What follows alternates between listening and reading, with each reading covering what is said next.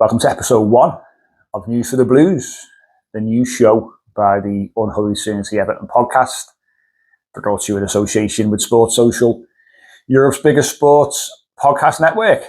And it's me, Mike, on my own in a changed proceedings. Obviously, we're normally a 3-man show, but we are doing something a little bit different every single Friday as we produce this bite-sized show, really, to bring you all the latest from the manager's press conference, or the news, transfer news, especially this time of year, as well in the media. And obviously we're fresh from an international break, so it's a good time to kick things off and start a new show.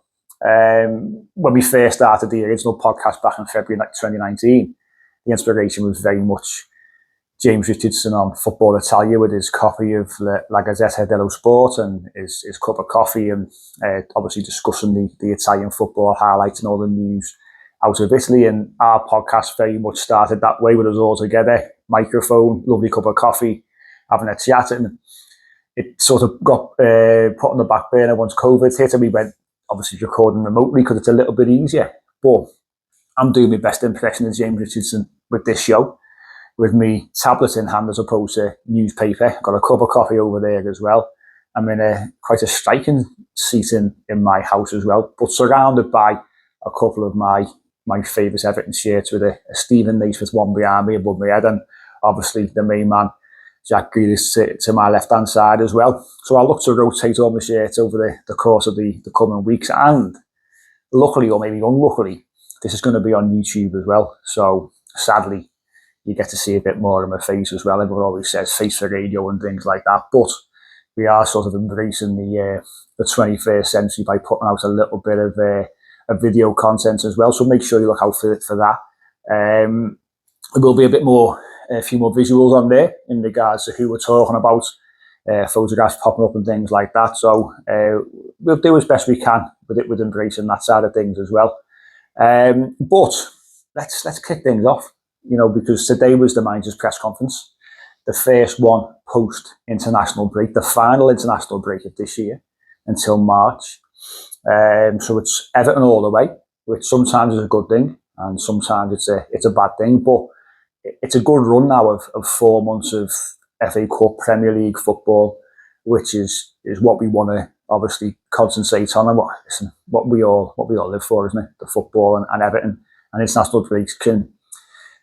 For us this season, I'd say probably come at the wrong time. We've won every single game before each of the 3 international breaks. So if you want to put that down to, I don't know, looking forward to having a little bit of time off on a holiday, then maybe it's that. But I think, it's always disappointing when you win a game and then the momentum is stopping its tracks. But we are back. David Moyes, as I say, spoke to the press and the media today.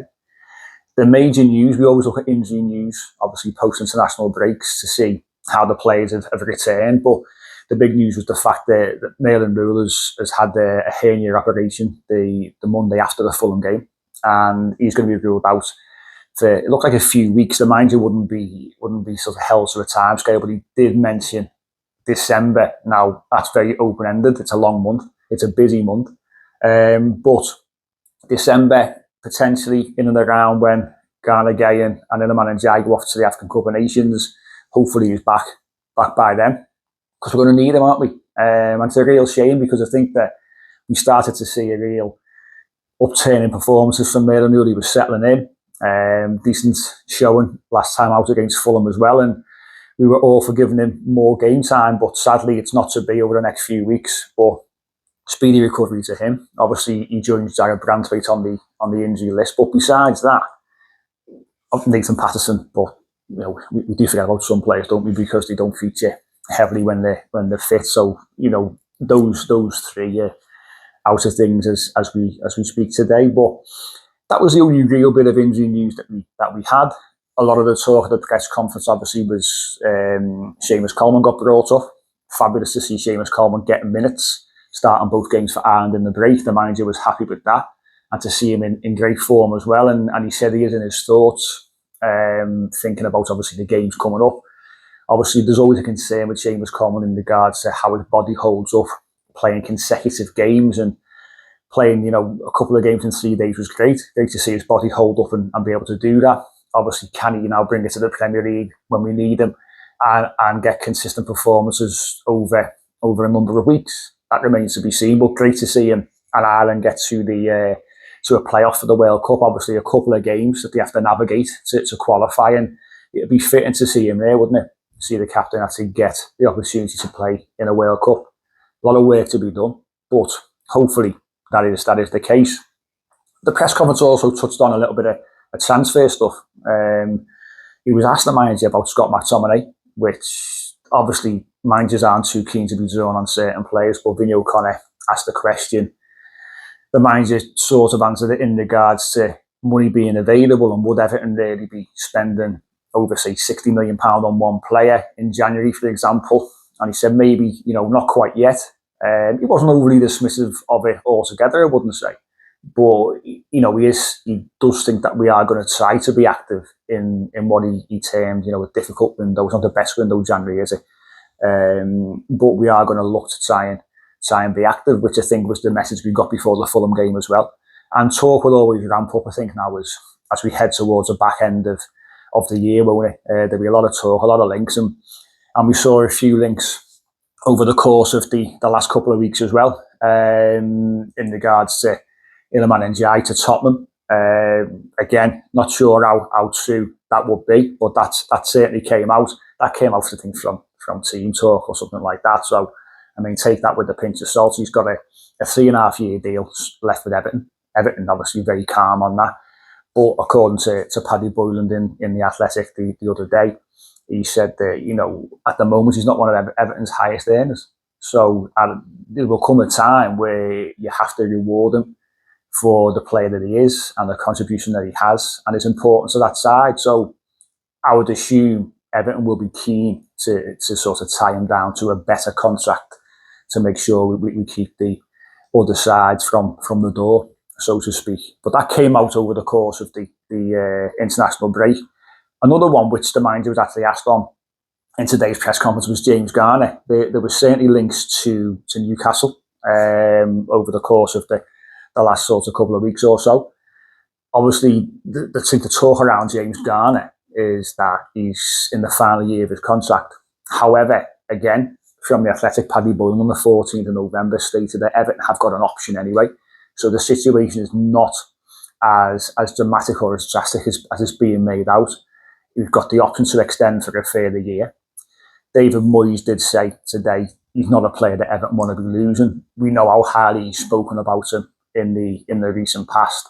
And the manager literally basically says he's looking to renew his contract, which is great. It's great to hear in terms of the fact that James Garner is very much a utility player and very important. We saw him slot back in at right back against Fulham. And I think overall, we all felt there was a bit more balance to that side. And having somebody at right back who's a bit more attack-minded, which James Garner is compared to Jake O'Brien, which is no slight on him. He's a centre-half playing right back. But I think, looking at Manchester United, we'll be looking ahead to that game on Monday, probably playing the same players, in regards to James Garner keeps his berth at right back. You look at Keane and Tarkowski at centre-half, and obviously Mikalenko at left-back. So I think that defence will stay the same. And that's a testament to the work that James Garner has done and how important he's become. So I think the news out of the club there is that they are very, very keen and eager to get him signed up to a new deal. Again, keeping clubs away from him. We have got that option to extend, so we can't agree. We can extend, which maybe gives us a bit more time. Or if James Garner doesn't want to sign a deal, then we can still extend it and look to get a fee. But, I think the general consensus is he does a decent job.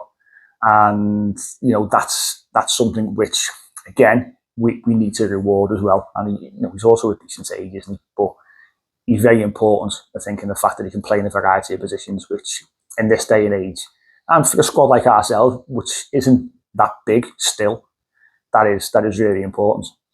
A couple more things are covered, nothing major. Again, touched on Shane O'Barry, the fact that the ovation he got from us at Hillsborough Stadium when he was taken off against Fulham, that seems to give him confidence. He's still settling. David Moyes said, he's got a young family.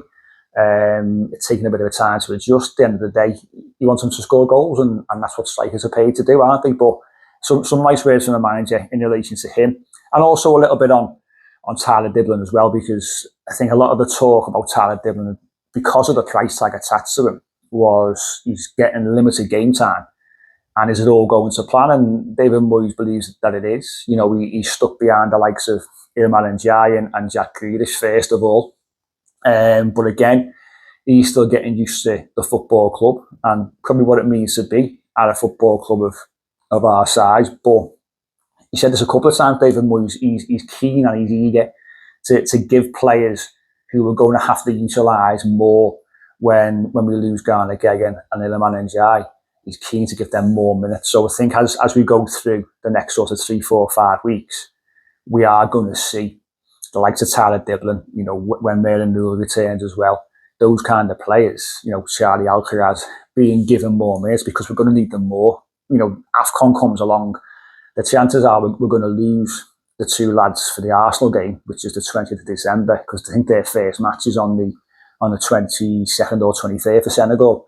So I can't see Senegal wanting them to play on the Saturday and then going to play for them for, you know, 2 or 3 days later. So we could lose them if they get to the final. It could be 7 games in total. I think it's seven matches, including the FA Cup tie. It's a lot of games.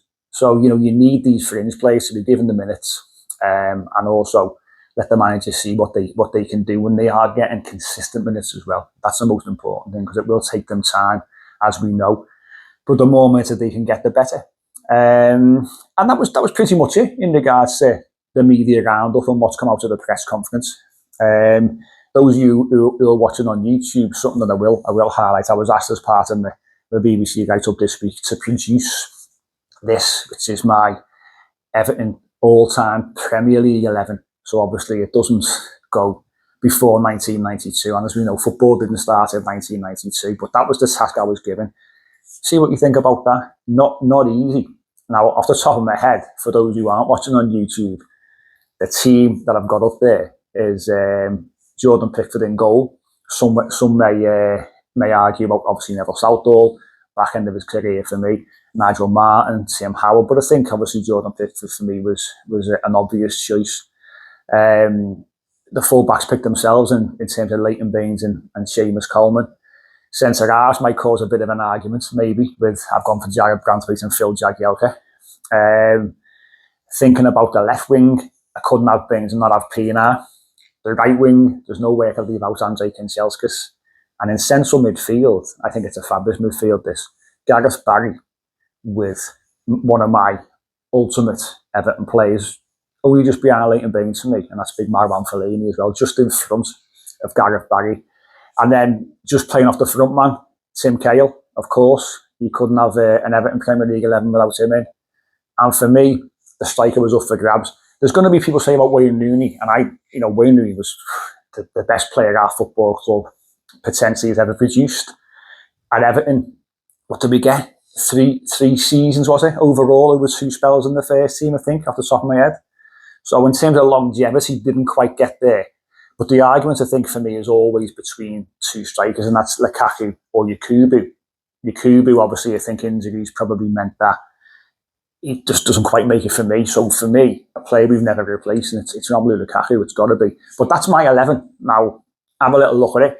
If you're on YouTube, leave your comments below in terms of whether you agree with it, who you'd like to change. Listen, it's only an opinion. Don't lose your mind over it. But have a little look, leave your comments below on YouTube. Throw your comments across on X or on Facebook, Instagram, TikTok, all those kind of places. And let's see what your pick for the Everton Premier League 11 is. But that's me for today. That's me for this week. I hope you've enjoyed this little bit of a change. As I say, it's something new, something we're trying. It will evolve over time. But I will be back next week, maybe a little bit later, because I've got a little bit of a trip planned.